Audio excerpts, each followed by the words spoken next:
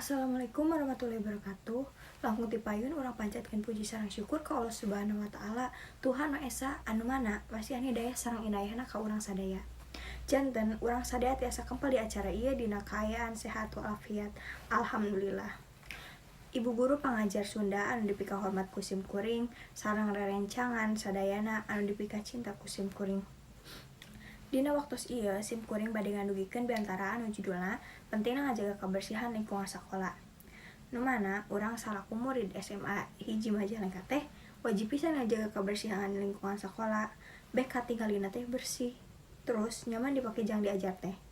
Kumargi kitu, urang kudu tiasa ngajaga kebersihan lingkungan sakola jeung diri sorangan ge beh katempo alus ku batur teh siga eta budak semansa teh meni bersih kitu budakna.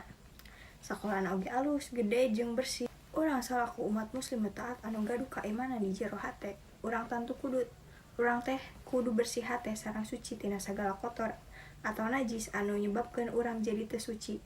Allah Subhanahu wa taala maresep kanu hambana anu merhatikeun jeung ngajaga kebersihan. Bersih eta teh kaasup kana raga urang, diri urang sareng lingkungan di sekitar urang. Tapi kebersihan eta teh rupina macem-macem. Aya nu disebut bersih hate, bersih jiwa, bersih raga, sareng bersih rohani.